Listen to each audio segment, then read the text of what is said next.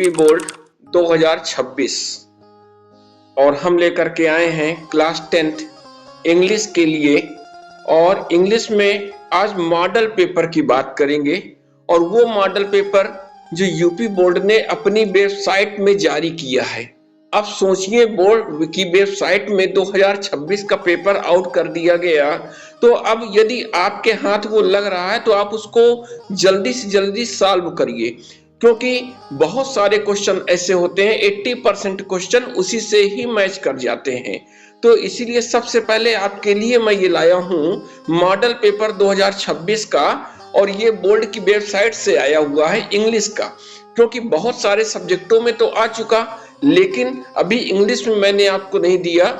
और इंग्लिश में ये पहला सेट है, मॉडल पेपर का ये पहला सेट मैं आपको दे रहा हूं। सबसे पहले बोर्ड की वेबसाइट में ये लोड किया गया और वहां से जो है अब आपको ये भी तरीके से पूरा पता चलेगा कि जो आपकी बोर्ड की एग्जाम कॉपी है उसमें बच्चों आपको कौन सा क्वेश्चन में क्या लिखना है, कैसे लिखना है और कितना लिखना है, ये सभी कुछ आज हम आपको बताएंगे। पूरा सॉल्व करेंगे अपने मॉडल पेपर को जो कि बोर्ड की वेबसाइट से निकाला गया है। तो इसको आप कॉपी पेन लेकर के, नोटबुक लेकर के बैठ जाइए पूरा फुल कंसंट्रेट होकर के, क्योंकि प्री बोर्ड लगी हुई है और बोर्ड एग्जाम लगा हुआ है। और इंग्लिश जैसा कठिन सब्जेक्ट, इसमें जितना ज्यादा आप अभ्यास कर लेंगे उतना ज्यादा आपको फायदा होगा। तो शुरू करते हैं हम लोग अपने मॉडल पेपर के लिए। 2026 का मॉडल पेपर हम देखते हैं, बोर्ड एग्जाम की दृष्टि से बहुत इंपॉर्टेंट है, क्योंकि ये यूपी बोर्ड की वेबसाइट में आ चुका है ये। और इस मॉडल पेपर का ये पहला सेट है। अब जो पहला सेट है तो अब आप कहेंगे पेपर आएगा कैसे, पेपर का पैटर्न क्या होगा, तो सब कुछ यहाँ पे मिलेगा। आप देखिए स्क्रीन पे जो बोर्ड की वेबसाइट से पेपर लोड हुआ है वो इस रूप में दिखाई दे रहा है। इसमें आपका फर्स्ट पेज दिया गया है और सेकंड पेज दिया गया है। इसी पैटर्न पे बोर्ड का पेपर इंग्लिश का आएगा। आप लोग इसको जूम करके यहाँ से नोट कर सकते हैं, डिटेल लिख सकते हैं। ये first page and second page आपके सामने है और इसके बाद ये आपका थर्ड पेज आ गया और ये फोर्थ पेज आ गया, जिसमें OMR के 20 क्वेश्चन भी ऑप्शनल क्वेश्चन यहाँ पे शो कर रहा है। इसके बाद और आगे हम यदि पेज को पलटाते हैं अपने, तो ये आपका फिफ्थ पेज है जिसमें पार्ट बी दिया गया है और सिक्स्थ पेज दिया गया है और लास्ट पेज आपका सेवेंथ पेज है।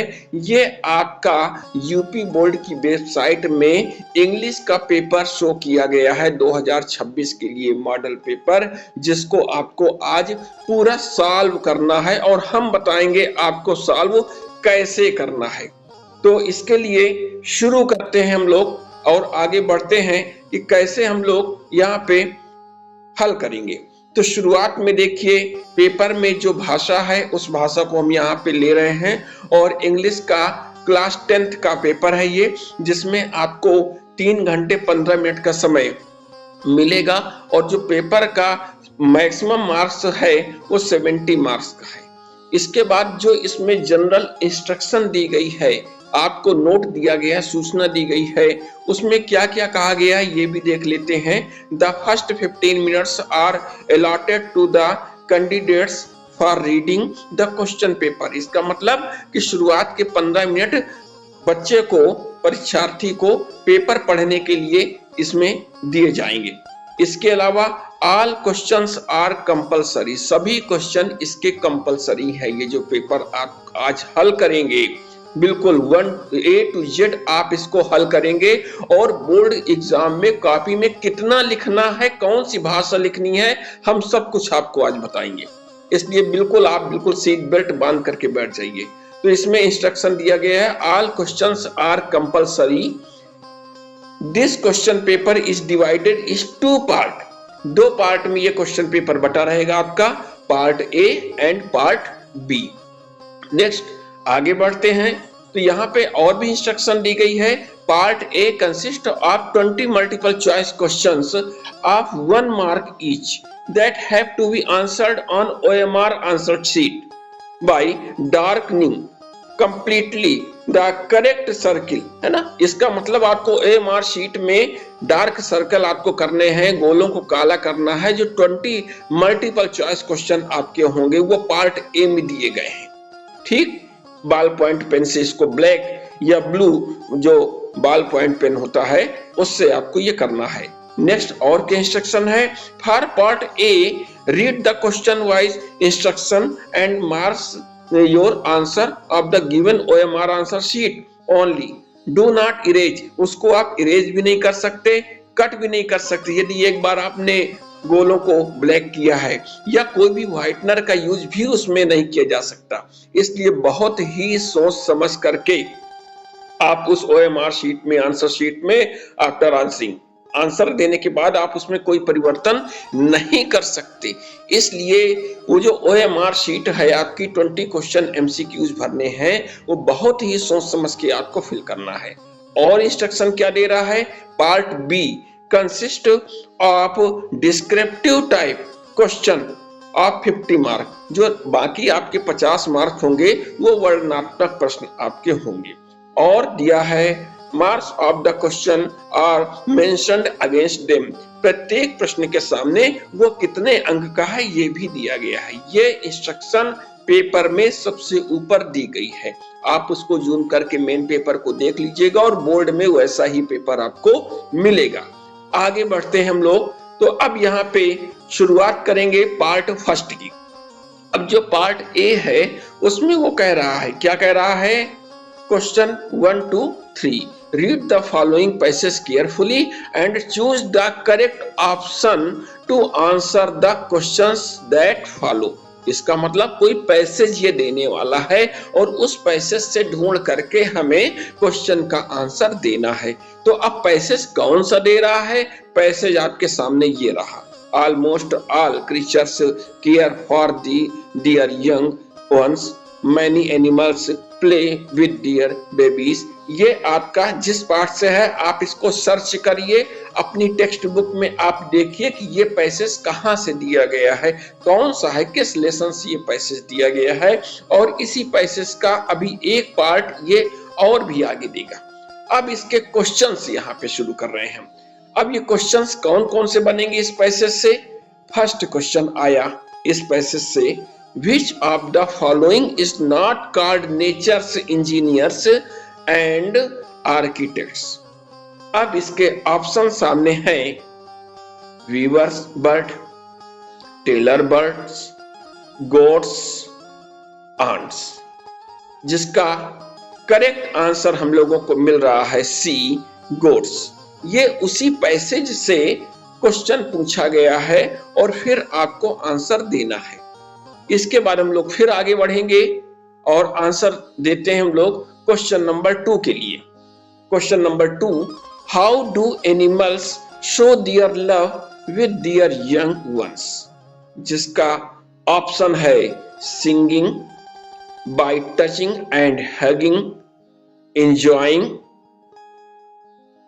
एक्कम्पनिंग। इनमें से जो करेक्ट आंसर है B, by touching and hugging. Next, question number 3. इसी पैसेज से पूछा गया है which word means baby bird in the following? baby bird का मतलब यहाँ पे पूछ रहे किसका मतलब है? बर्ड से, प्लेगलिंग्स, एनिमल्स, आंट्स। जिसका करेक्ट आंसर है प्लेगलिंग से। आगे बढ़ेंगे हम लोग क्वेश्चन नंबर 4 की ओर चलेंगे। अब 4 से 8, क्वेश्चन नंबर 4 से 8 वो कह रहा है choose the correct option to answer the following. इसका मतलब आपको करेक्ट आंसर इससे चुनना है। अब किससे चुनना है अब ये बता रहा है और एक एक अंक के हैं, उसके आगे सम्मुख एक अंक दिया भी गया है। 4 question. Every boy and every girl in the class today. Option क्या है? Have present, are present, had present, is present. सही ऑप्शन क्या होगा? Every boy and every girl in the class today. क्या इनमें से होगा? तो इसका हम लोग आंसर देखते हैं डी इज प्रेजेंट। अब सेंटेंस क्या बनेगा? Every boy and every girl is present in the class today. Okay, next आगे बढ़ेंगे हम लोग और आगे देखते हैं अपने क्वेश्चन नंबर 5 को। ही इज वरीड एग्जामिनेशन, ये भी 1 अंक का है और ऑप्शन है इसका ऑन, इन, ऑफ, अबाउट। क्या इसमें फिल किया जाएगा, ये आपको सोचना है, जिसका यदि हम करेक्ट आंसर देखते हैं डी अबाउट। सेंटेंस क्या बना? He is worried about examination. Okay, next आगे बढ़ेंगे हम लोग। Question number 6, rearrange the following word cluster to make a meaningful sentence. आपको किसी भी सेंटेंस को आगे पीछे करके दिया जाएगा, आप उसको रीअरेंज करेंगे। तो किसको रीअरेंज करेंगे आप इसको देखिए। Last, raining, it, been, has, night, since, इसको आगे पीछे करके आपको सेंटेंस बनाना है। अब इसी पैटर्न का ही बोर्ड में इससे मिलता जुलता भी आ सकता है, यही आ सकता है, इसलिए आप इसको कैसे करेंगे, इसको अरेंज कैसे करेंगे? तो ऑप्शन कुछ आपके सामने ये रहेंगे। It been since night, last has raining, या it has been raining since last night. एक ऑप्शन है night has been last raining it's since, और डी ऑप्शन है been raining last night since it has. सही correct answer इसमें क्या है ये आपको ढूंढना है, रीअरेंज करना है, और करेक्ट आंसर ये रहा, it has been raining since last night. क्या होगा? दोहराइए इसको, it has been raining since last night. Okay, ठीक, आगे बढ़ते हैं नेक्स्ट क्वेश्चन नंबर 7 की ओर। Which of the following word is misspelled? इसका मतलब स्पेलिंग यहाँ पे आपको चेक करनी है, वर्ड की स्पेलिंग यहाँ पे चेक करनी है। ऑप्शन है आपका एक्सेप्टेंस, एक्सेप्ट, एक्सेप्टेबल, एक्सेप्टेड। कौन सी स्पेलिंग गलत है यहाँ पे? विच of the following word is misspelled, कौन सी स्पेलिंग यहाँ पे गलत है? तो इसका सही आंसर, हम करेक्ट आंसर देखते हैं एक्सेप्टेबल। ये स्पेलिंग गलत है। यदि इसकी करेक्ट स्पेलिंग क्या होनी चाहिए? एक्सेप्टेबल होनी चाहिए। ठीक है, एक्सेप्टेबल होनी चाहिए, और यहाँ पे क्या लिखा है? एक्सेप्टेबल। ये गलत है यहाँ पे। आगे बढ़ते हैं हम लोग नेक्स्ट क्वेश्चन नंबर 8 की ओर। He spent a lot of money on purchasing costly clothes. Identify the word spent. Spent को आप आइडेंटिफाई करिए।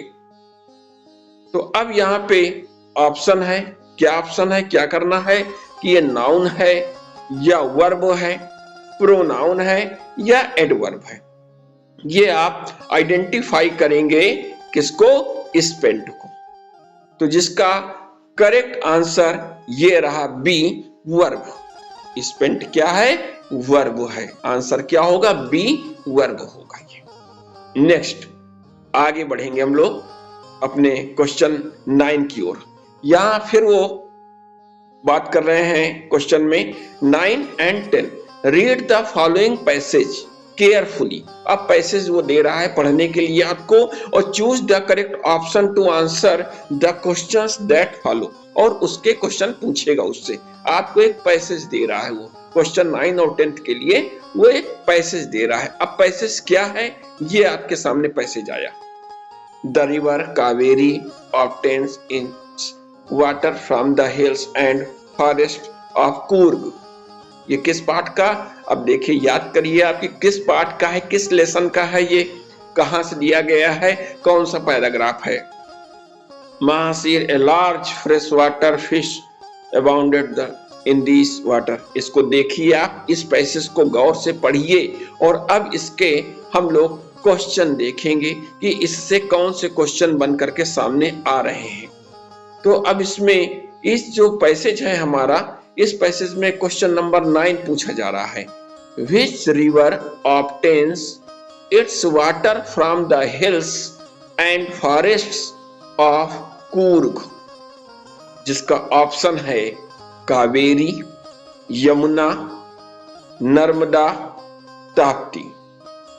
ठीक, तो कूर्ग के जो जंगलों को, पहाड़ियों को, कहां से जो वाटर निकल रहा है, किस नदी का पानी वहां से बह रहा है, वो ये पूछ रहा है। तो इसका जो करेक्ट आंसर मिलेगा वो आंसर है ए, कावेरी का, कावेरी नदी का। आगे बढ़ेंगे हम लोग नेक्स्ट अपने क्वेश्चन की ओर।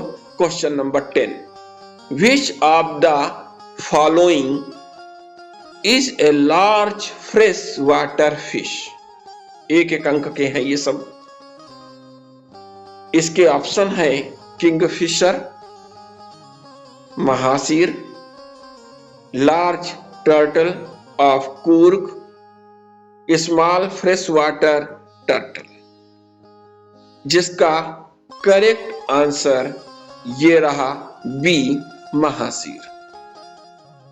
नेक्स्ट आगे बढ़ते हम लोग अपने क्वेश्चन नंबर 11 की ओर। अब ये 11 to 13 क्वेश्चन में क्या पूछेंगे, choose the correct option to the answer the following question. यहां इस चीज को ध्यान रखिएगा, जो आपका पेपर है हूबहू वही पेपर चल रहा है और आप उसको कैसे हल कर रहे हैं वो पूरा तरीका यहाँ पे है। आप इसको नोट कर सकते हैं, हल करने का तरीका कि कैसे क्वेश्चन लिखना है, कैसे आपको आंसर लिखना है, सब कुछ यहाँ पे मिलेगा आपको। तो अब आपको करेक्ट ऑप्शन देखना है, चूज करना है, किसमें करेक्ट करना है। देखिए 11 question, Lencho's house was situated. Lencho का जो हाउस था वो कहाँ सिचुएटेड था, कहाँ स्थित था।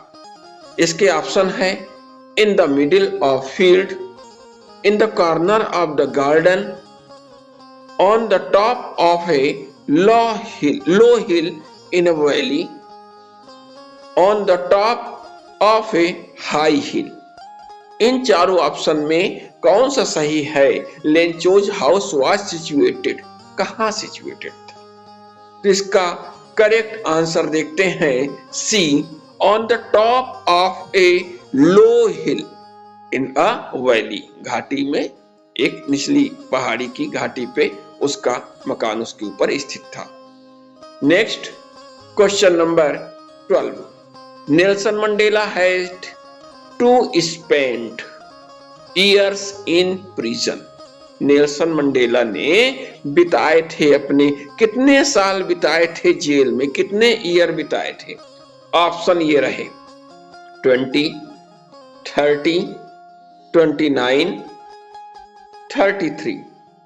इसके पहले हम लोगों ने OMR सेट के 100 क्वेश्चन का अभ्यास किया था, जो कि हिंदी में किया था, जिससे आपको पता चला कि किस पार्ट से कैसा क्वेश्चन है और आप हिंदी में उसका क्या आंसर दे सकते हैं। बस उसी को आपको इंग्लिश में कन्वर्ट कर देना है। तो यहाँ पे क्वेश्चन है Nelson Mandela had to spend, कितना साल बिताया उन्होंने जेल में। जिसका करेक्ट आंसर ये रहा सी, 29 ईयर उन्होंने स्पेंड किए। कहां, प्रिजन में, जेल में स्पेंड किए।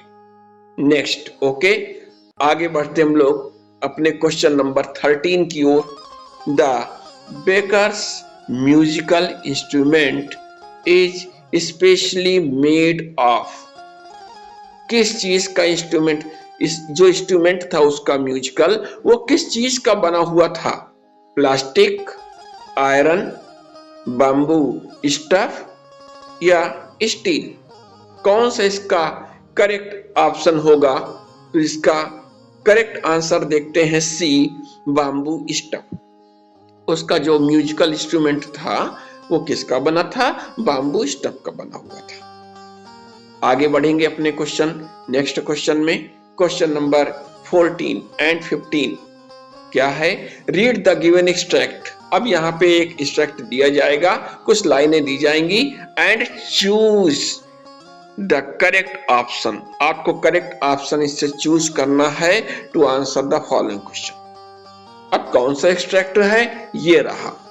आई am a orphan roaming the street, pattern soft dust with my hushed bare feet, the silence is golden, the freedom is sweet. ढूंढिए ये किस लेसन से है, कहां से है, ये दिया गया है, तभी आपको पता चलेगा कि इसमें क्या पूछा जाएगा और क्या इसका आंसर हो सकता है। इस एक्सट्रैक्ट के बाद अब इसके क्वेश्चन को देखेंगे। Question number 14, who does I refer to in the above extract.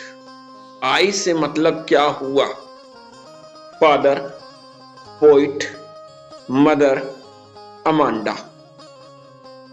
बताइए इसमें कौन सा करेक्ट ऑप्शन होगा। देखते इसका correct answer D, Amanda. Who does I refer to the in the above extract, Amanda. Next question number 15, which word is opposite of restriction in the extract। Opposite बताना है आपको। Orphan, pattern, freedom, हस्ट। जिसका correct answer है freedom. आगे बढ़ेंगे अपने next question की ओर। क्वेश्चन नंबर 16 से 20 के बीच में। अब ये क्वेश्चन क्या है, choose the correct option to answer the following questions. दिए गए जो क्वेश्चन है उनका करेक्ट ऑप्शन आपको देखना है इन प्रश्नों में। क्या है 16, which of the following is are true with reference to the story A Triumph of Surgery। जिसका अब यहाँ पे अलग अलग चीजें इन्होंने दी गई है। Mrs Pomfrey was a poor lady, tricky suffered because of overeating, या tricky was a very active dog, James Harriet was a veterinary surgeon। ये बातें हैं किसके लिए कौन सी सही हो सकती है, वही ये पूछ रहे हैं।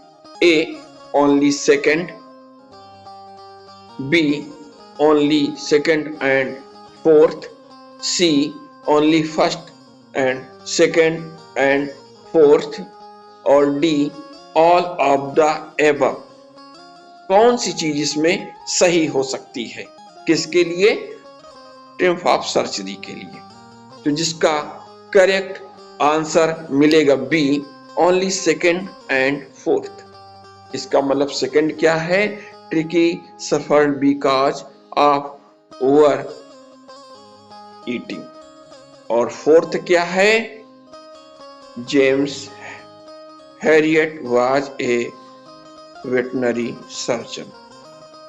ये इसका करेक्ट आंसर होगा। नेक्स्ट इसी में आगे बढ़ेंगे हम लोग। Question number 17, what did Hari Singh actually want from Anil. Anil से वो क्या चाहता था actually, money, work, home, eatables. Eatables क्या चाहता था, जिसका करेक्ट आंसर ए, मनी चाहता था। Next question number 18, what does Harris Danby like to collect. Option रहा जेल्स, बुक्स, कीज, पेंटिंग। क्या कलेक्ट करना पसंद करता था वो, इसका correct answer B, books. Books इसका करेक्ट आंसर है। Next question number 19, what was the age of Bholi when Mangala was married. 5-year-old, 7-year-old, 10-year-old, 20-year-old. यदि आपने इस लेसन को रीड किया हो, पढ़ा होगा अच्छी तरह से, तो आप इसका आंसर बहुत ही आसान तरीके से दे सकते हैं कि what was the age of Holly. Holly की एज क्या थी? व्हेन मंगला वाज मैरिड, जब उसकी शादी हुई थी तब। जिसका करेक्ट आंसर है ए, 5-year-old, 5 साल की थी। Next question number 20. I want to know what you have been doing to my chair upstairs. Who said? ये किसने कहा? Who said this statement in the story? कौन सी स्टोरी? Footprints without feet में ये किसने कहा? ऑप्शन क्या आएंगे? Scientist, landlord, Mrs hall, constable. कौन सा था? किसने आखिर ये चीज कही थी? जिसका correct answer C, Mrs Hall. अब हम लोग यहां से अपने 20 क्वेश्चन कर चुके हैं OMR में, और अब इसके बाद हम लोग डिटेल क्वेश्चन में आगे बढ़ेंगे कि डिटेल क्वेश्चन कौन कौन से हैं और उनका आंसर हमको कैसे देना है। तो शुरू करते हैं, अपने डिटेल क्वेश्चन की ओर चलेंगे, जिसमें पार्ट बी मिलेगा हमको रीडिंग का। अब जो पार्ट बी है, अभी ए पार्ट हम लोग ने देखा और उसको सॉल्व किया। अब जो पार्ट बी है रीडिंग का, उसमें क्वेश्चन क्या कह रहा है? क्वेश्चन 1 कह रहा है read the following passage and answer the questions that follow. Passage देगा और ये पैसेज बड़ा सा होता है, आपको पढ़ने में थोड़ा सा टाइम भी लगेगा और फिर उसके कुछ आंसर आपको देने होंगे। तो पैसेज कौन सा है? तो पैसेज बड़ा है, लेकिन फिर भी आप एक बार रीड करिए। पैसेज आपका ये रहा, just as it is vital for parents to live their own lives as fully as possible and depend their understanding. इस तरह ये आपका देखिए ये पैसेज है, और इसी पैसेज का अभी एक पार्ट आगे और दिया गया है। ये आपका फुल पैसेज हुआ। इस पैसेज को आप जूम करके स्क्रीनशॉट ले करके देख लीजिएगा, इसको रीड कर लीजिएगा या क्लियर कर लीजिएगा अपनी टेक्स्ट बुक में कि किस लेसन से ये पैसेज दिया गया है, क्योंकि अब इस पैसेज से पार्ट बी में रीडिंग सेक्शन में आपसे क्वेश्चन पूछे जाएंगे कि इसके अंदर से अब आपसे क्वेश्चन पूछेगा। अब क्वेश्चन क्या है, इन क्वेश्चन को अब देखते हैं। क्वेश्चन वो कह रहे हैं पार्ट बी में रीडिंग का एक क्वेश्चन है, what is important for teachers and educators. Teachers और एजुकेटर्स के लिए क्या इंपॉर्टेंट है? अब इसका आंसर, अब आंसर कितना लिखेंगे, कैसे लिखेंगे, ये आपके सामने रहा। It is important for teachers and educators to live their lives fully and to understand themselves deeply. They should also have sound and well developed personalities. ये आंसर आपको इस क्वेश्चन में देना है, इतना ही देना है, इसी तरीके से आपको लिखना है। ये आप देख लीजिए और लिखने का बार बार अभ्यास कर लीजिए, क्योंकि इंग्लिश बहुत ही कठिन सब्जेक्ट है और उसको अभ्यास किया जा सकता है, लिख करके अभ्यास किया जा सकता है, बार बार उसको रीड किया जा सकता है। तो ये पैसेज से संबंधित क्वेश्चन ए पार्ट का ये आपसे आंसर इस तरह का रहेगा। इसके बाद नेक्स्ट हम लोग क्वेश्चन की ओर बढ़ेंगे, और क्वेश्चन आपका इसी पार्ट बी में रीडिंग का पार्ट में बी क्वेश्चन आया। कौन सा है? What happens if the relationship between a teacher and a child is unsatisfactory। अब इसका आंसर आपको उसी पैसेज से निकालना है, और क्या निकालना है, कितना निकालना है? तो आपका जो आंसर है वो ये रहा।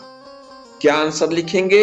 if the relationship between a teacher and a child is unsatisfactory, the child's ability to learn is hampered.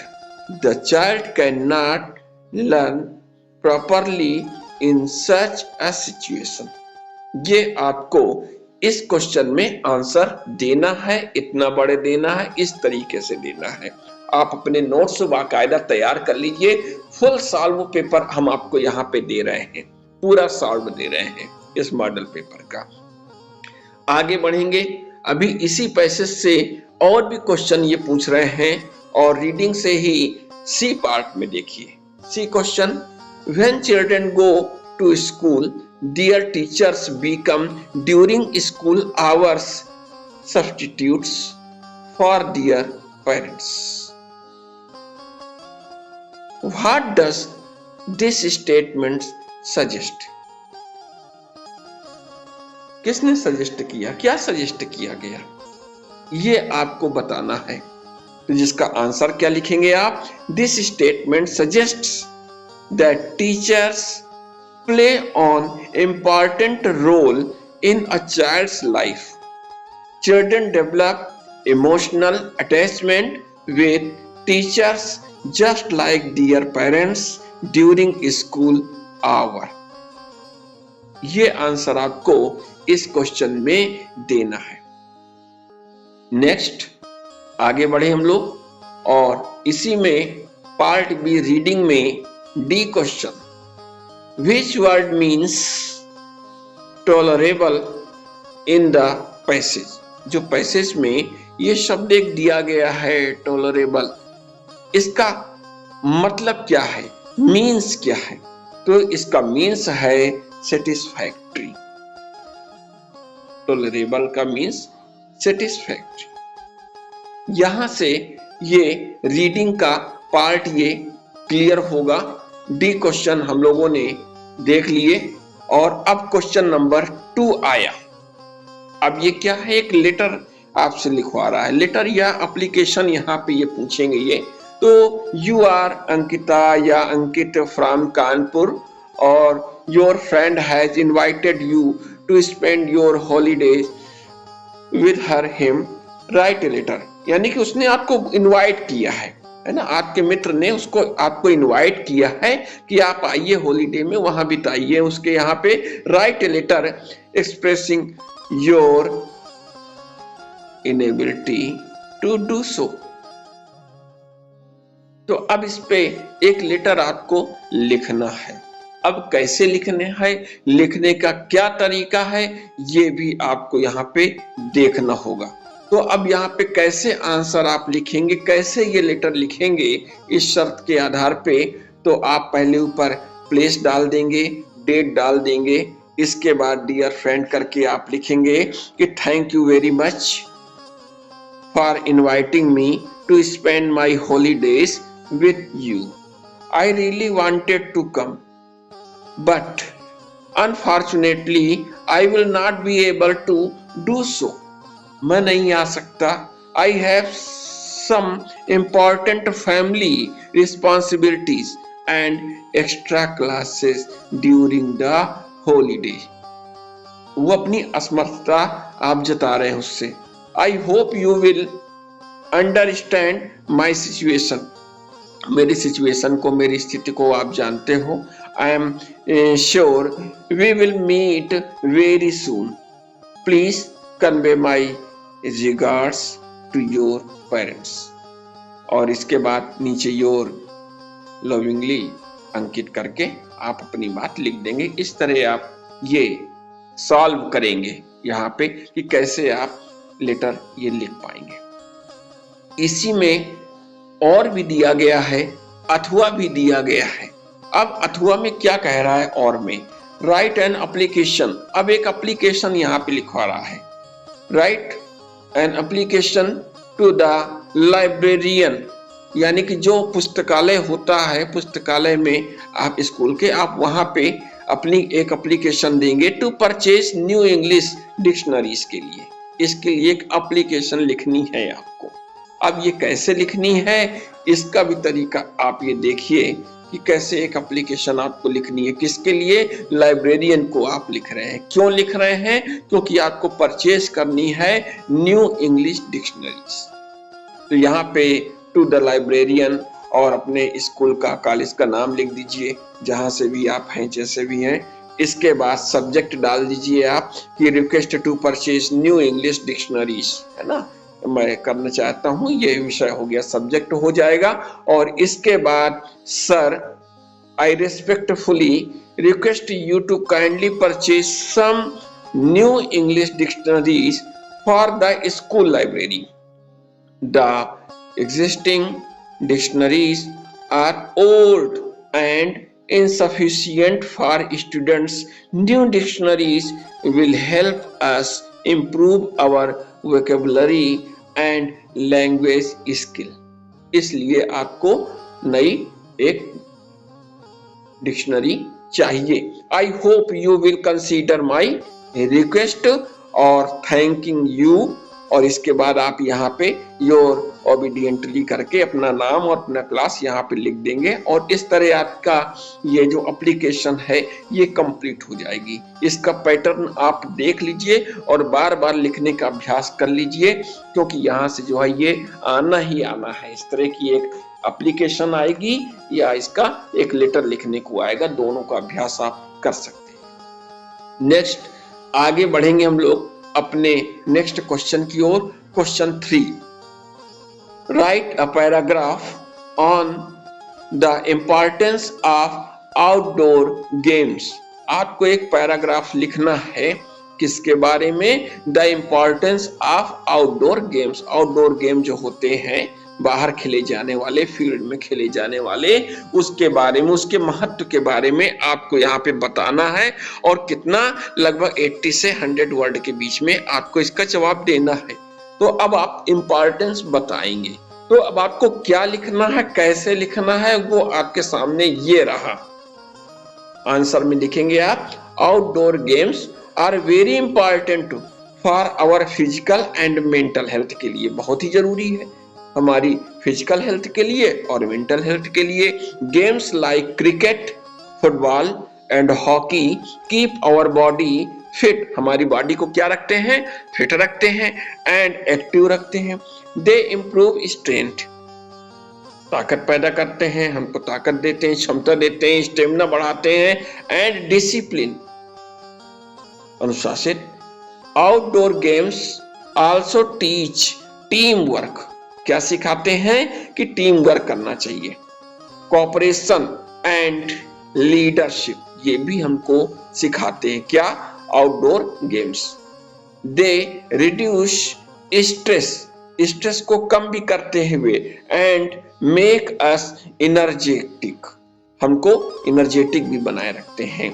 Playing outdoor games helps student to develop a healthy lifestyle and balanced personality, और जो हमारी personality है उसको balance करते हैं और healthy lifestyle रखते हैं, बनाते हैं। ये आपको इंपॉर्टेंस ऑफ आउटडोर गेम्स के बारे में लिखना है। सेम ऐसा ही आप लिख देंगे, आपको फुल नंबर मिल जाएंगे। इसका अभ्यास आप लोग कर लीजिएगा। ये क्वेश्चन नंबर 3 रहा हमारा। इसके बाद नेक्स्ट क्वेश्चन आपका आ रहा है जो और में दिया है, अथवा में दिया है, थर्ड का। क्या है? Write an article on a retirement party. एक आर्टिकल आपको लिखना है, कुछ बातें आपको लिखनी है, किसके बारे में? एक रिटायरमेंट पार्टी के बारे में आपको लिखनी है। तो अब कोई व्यक्ति रिटायर होता है, अवकाश लेता है, तो उसकी जो पार्टी हो रही है उसके बारे में थोड़ा सा आपको एक आर्टिकल लिखना है। तो क्या लिखना है, कैसे लिखना है? ये रहा। Last month a retirement party was organised for our school principal. हमारे स्कूल के जो प्रिंसिपल हैं उनकी retirement party last month organise हुई। It was held in the school hall in the evening, शाम की हुई। Teachers and student decorated the hall, उन्होंने सब सजाया beautifully. Many speakers praised his honestly and dedication cultural programmes were also performed, है ना, cultural programme भी हुए, लोगों ने उनके बारे में कुछ बताया भी। The principal gave an emotional speech, principal ने क्या दी, इमोशनल स्पीच भी दी, भावुकता वाली। It was a memorable and joyful experience for everyone. ये आपने बताया किसके बारे में, रिटायरमेंट पार्टी के बारे में एक आर्टिकल ऐसे आपको लिखना है। ठीक, नेक्स्ट आगे हम लोग बढ़ेंगे और अब हमारा क्वेश्चन आएगा ग्रामर से। अब ग्रामर सेक्शन जो आएगा आपका आपके क्वेश्चन पेपर में, उसमें क्वेश्चन नंबर 4 सेम ऐसा ही बनेगा और उसमें 4 का A, change into indirect speech. Indirect speech में आपको चेंज करना है। क्या चेंज करना है, he said it has been raining since morning. इसको आपको इनडायरेक्ट स्पीच में चेंज करना है, तो चेंज करिए, जिसका करेक्ट आंसर ये रहा, he said that it had been raining since morning. ये आपका क्या हो गया, इनडायरेक्ट स्पीच में चेंज हो गया। ठीक है, ऐसे तो ये 4A है। इसके बाद और आगे बढ़ेंगे हम, तो अभी हमको ग्रामर सेक्शन में 4B भी मिला। बी में क्या है, चेंज इनटू पैसिव वॉइस। अब पैसिव वॉइस में आपको चेंज करना है सेंटेंस को, तो अब एक्टिव वॉइस कहीं ना कहीं दिया गया होगा। क्या दिया है, the children sang the national anthem. The children sang the national anthem. इसको पैसिव वॉइस में आपको चेंज करना है, करिए। और सही रूप से जो चेंज हुआ पैसिव वॉइस वो ये रहा, the national anthem was sung by the children. क्या बनेगा, इसको दोहराइए, the national anthem was sung by the children. Children के द्वारा गाया गया था। आगे अब ये बी था। इसके बाद इसी ग्रामर सेक्शन में सी, ये क्वेश्चन क्या है, पंक्चुएट द सेंटेंस। इसका मतलब कोई भी सेंटेंस आपको दिया जाएगा और उसमें आप लगाएंगे, कहाँ कामा लगना है, कहाँ इन्वर्टेड कामा लगना है, इस चीज को आप थोड़ा सा देखेंगे। तो कौन सा सेंटेंस है, Kumud said to his friend why had you not come to school yesterday. इसमें पंक्चुएट करना है, कहां कहां लगना है ये आप देख लीजिए। Kumud said to his friend why had you not come to school yesterday. Inverted comma देखिए कहां कहां लगना है आपको, ये चीज आपको करनी होगी इसमें।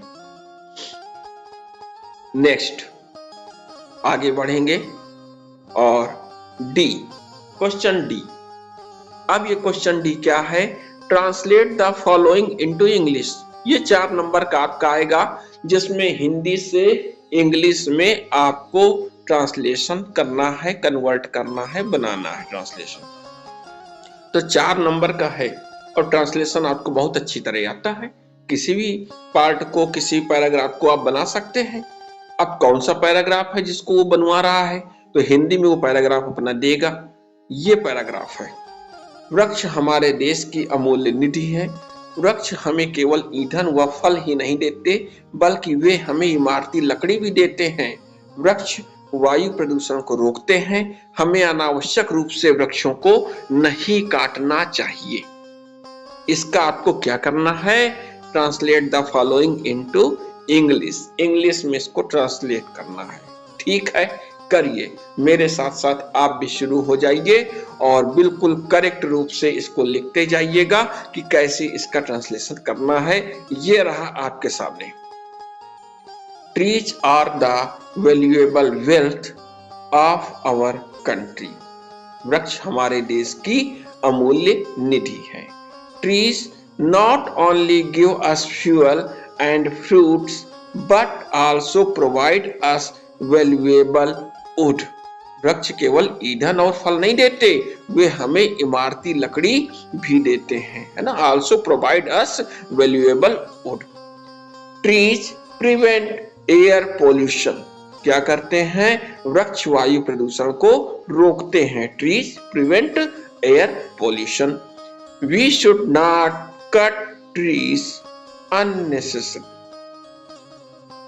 हमें अनावश्यक रूप से पेड़ों को नहीं काटना चाहिए। इस तरह आप ये ट्रांसलेशन जैसे ही करेंगे वैसे आपको 4 मार्क्स मिल जाएंगे।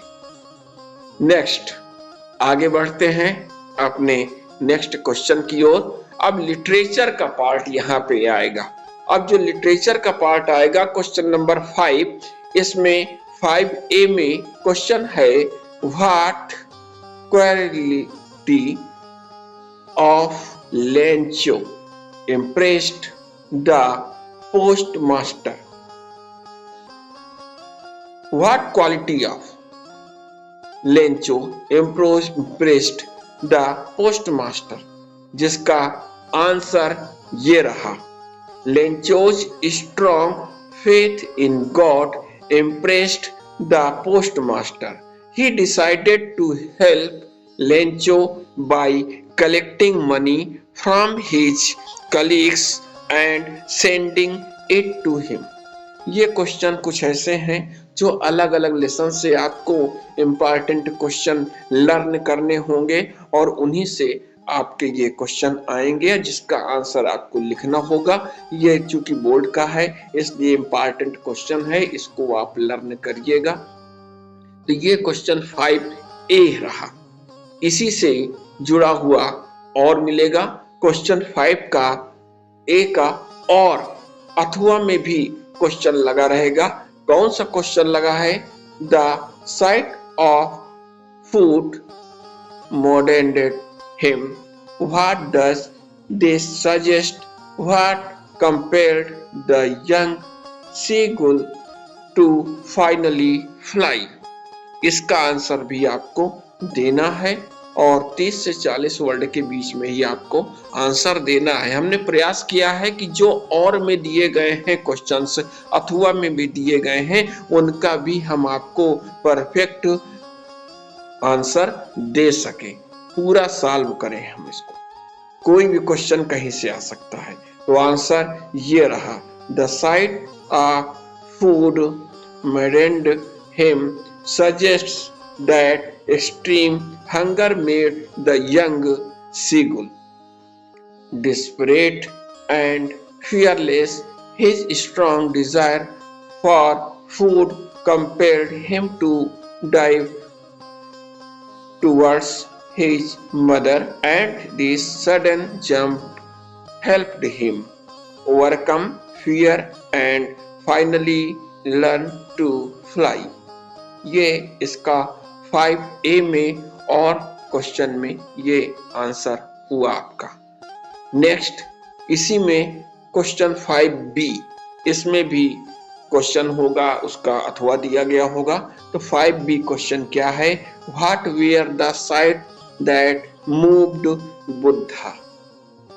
Answer, Buddha saw a sick man, an old man, a dead body and an ascetic. These sights made him think deeply about life and suffering. जीवन के बारे में और दुख के बारे में ये सब था। इसी तरह क्वेश्चन जो 5B है उसका और अथवा में क्वेश्चन है what did Rajveer see during his car journey to धेकियाबारी। वहां की जर्नी के बारे में ये पूछ रहा है जिसका आंसर ये रहा। During his car journey to Dhekiabari, Rajvir saw endless tea gardens with neatly pruned bushes, tall shade trees and women plucking tea leaves.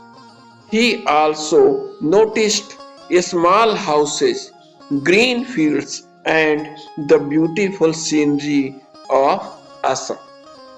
ये आपको आंसर इस क्वेश्चन में देना है। ये क्वेश्चन 5B कंप्लीट हुआ। इसके बाद नेक्स्ट क्वेश्चन में हम लोग चलते हैं और question number 6, answer any one of the following is about 60 word. ये भी 4 मार्क्स का है ये, और यहाँ पे इनमें आपको आंसर देना है। क्वेश्चन क्या है, how did the bus conductor receive valley, जिसका आंसर ये रहा, the bus conductor received valley in a friendly and humorous manner। At first, he tested her by calling her madam because she was very young. He laughed at her seriousness but was kind and helpful. He issued her a ticket, answered her questions potentially, and treated her with warmth throughout the journey। ये answer आपको देना है इस question में, इसको आप देख लीजिए। और इसके बाद नेक्स्ट क्वेश्चन जो हमारा आ रहा है वो question 6B, why does Anne Frank want to keep a diary? Why does Anne Frank want to keep a diary? क्यों डायरी रखती थी ये? तो यहाँ पे इसका करेक्ट आंसर ये रहा, Anne Frank wanted to keep a diary। वो एक डायरी रखना चाहती थी, because she had no true friends। She wished to share her feelings, thoughts and experience with her diary। वो अपने थॉट्स है, अपने एक्सपीरियंस है, वो इसमें लिखना चाहती थी, और which she treated as her best friend, अपने बेस्ट फ्रेंड की तरह वो उसको रखती थी। ये आंसर इस क्वेश्चन में आपको लिखना है। 6B हो गया। अब आया आपका क्वेश्चन 7, और क्वेश्चन 7 में आपके अथवा करके दिए गए हैं, 3 मार्क का है ये। Mention same characteristics of any 2 animals from the poem How to Tell Wild Animals। और में दिया गया है, write 4 lines of any poem prescribed in your syllabus। आपने सिलेबस से 4 लाइन की पोयम लिखनी है कोई। Do not copy the, आपको कॉपी नहीं करनी है वो लाइन जो कि इस क्वेश्चन पेपर में दी गई हो, उसके अलावा आपको लिखनी है। तो ये क्वेश्चन 7 को आपको हल करना है। तो पहले तो हम देखते हैं क्वेश्चन नंबर 7 में आपका इसका आंसर क्या देना है एनिमल के बारे में। तो यहाँ पे देखते हैं हम और शुरू करते हैं कि आंसर इसका क्या होगा। तो यहाँ क्वेश्चन 7 है, characteristics of any 2 animals from how to tell wild animal. तो अब आंसर ये रहा, the Asian lion lives in the forest and has a large body with a loud roar, जोर से वे दहाड़ता है। ये पहला हो गया। दूसरा क्या है, the Bengal tiger has black stripes on a yellow coat and attacks its prey silently। ये 2 एनिमल के बारे में, एनी 2 एनिमल्स है, हमने दोनों के बारे में आपको बता दिया।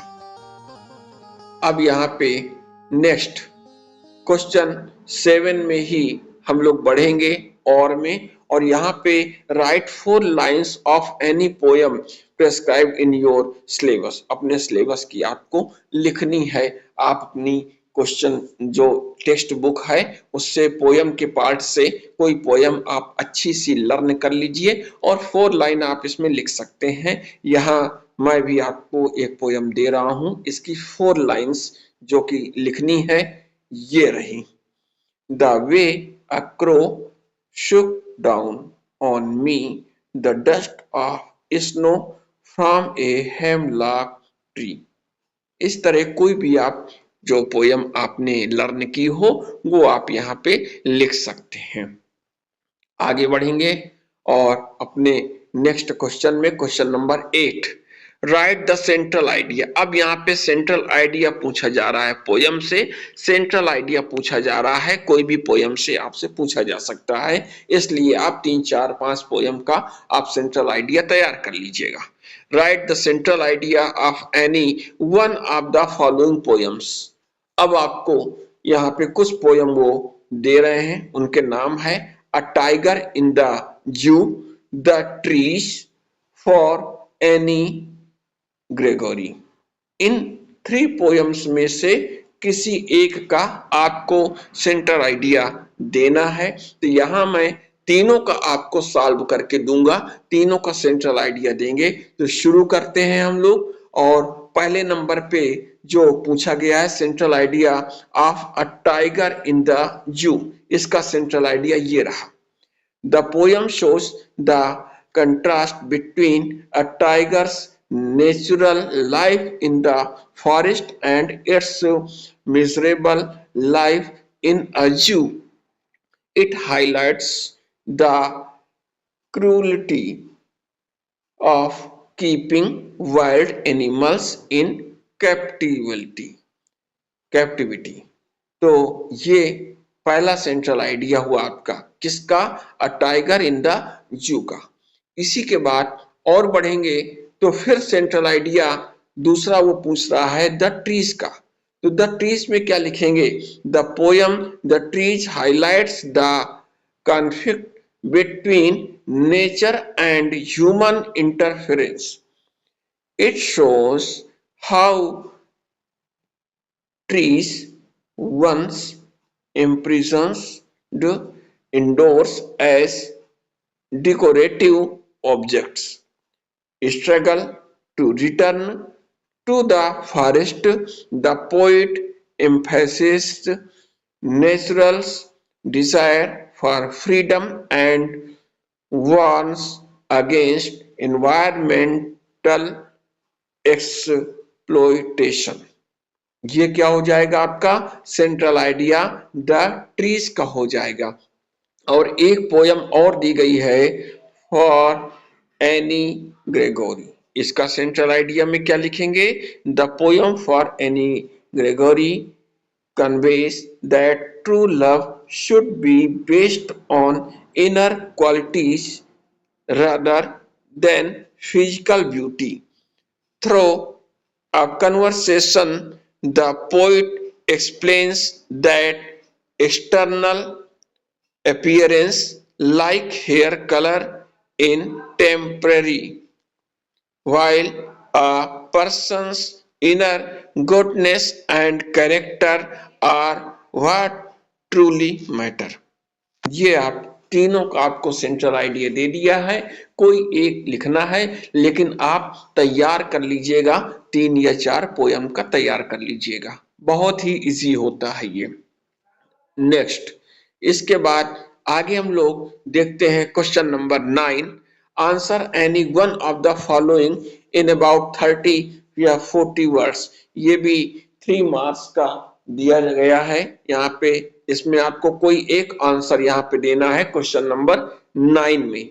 अब क्वेश्चन क्या है? What extra ordinary things happen at the and in the story footprints without feet. और दूसरा दिया गया है question, mention any 2 characteristics of a symbol that differentiate from max। इनमें से एनी वन देना है, लेकिन हम यहाँ पे आपको दोनों क्वेश्चंस का आंसर देंगे। तो शुरू करते हैं कि question number 9, what extraordinary things happen at the inn in footprints without feet, जिसका आंसर ये रहा, strange things happened at the inn like furniture moving on its own and a bedsheet flying. These things happened because Griffin was invisible. ये answer रहा इस question का। और इसी के बाद इसका जो सेकंड क्वेश्चन फिर पूछा गया था बी में, वो है mention any two characteristics of ऑसिबल that differentiate from max. इसमें भी आपको जो आंसर देना है वो ये रहा। ऑसिबल is calm, clever and intelligent, unlike Max who is aggressive and impatient. Oswald used his presence of mind and intelligence to outwit Max, while Max relies only on physical threat and force, which ultimately leads to his failure. इसका answer आपको देने के बाद अब यहाँ पे last question आ रहा है मॉडल पेपर का। इंग्लिश के मॉडल पेपर का लास्ट क्वेश्चन होगा। 10 क्वेश्चंस इसमें पूछे जाते हैं और 10 क्वेश्चन आपको करने हैं, तैयार करने हैं अलग अलग सेगमेंट के। तो लास्ट क्वेश्चन इस मॉडल पेपर का आपके सामने ये रहा। Answer any one of the following in about 60 word. ये 4 अंक का आपका होगा और इसमें आपको भी आंसर देने हैं। अब क्वेश्चन क्या है? If you get an opportunity to work like Richard Ebright on projects and experiments, which field would you like to work on and why? जिसका आंसर ये रहा। If I get an opportunity to work like Richard Bright, I would like to work in the field of scientific research, especially biology. Like him, I'm curious to learn through experiment and discoveries. This field helps us understand nature better and find solutions to problems related to health, environment and human life. ये आपको question में ऐसा answer लिखना है, इतना बड़ा लिखना है। और इसी क्वेश्चन नंबर जो 10 है आपका, उसी 10 में जो 10B है उसमें क्या कह रहा है? Describe the central character of the necklace. इसका आंसर आपको देना है। आंसर ये रहा। Matilda Loisel is a proud and ambitious woman. She wants a luxurious life but belongs to a middle class family. Her desire for wealth leads her to borrow a necklace which changes her life completely and teaches us the lesson of honesty. इस तरह हमने आपको complete model paper दिया है जो कि A to Z आपको पूरा सॉल्व करके ही दिखाया गया है यहाँ पे, और इसको आप पूरी तरह से अभ्यास कर लीजिए क्योंकि बोर्ड की वेबसाइट में ये पेपर आउट हो चुका है और इसको हमने आपको सॉल्व करके दिया है। साथ ही कितना लिखना है, कैसे लिखना है और क्या लिखना है, सब कुछ आपको दे दिया है।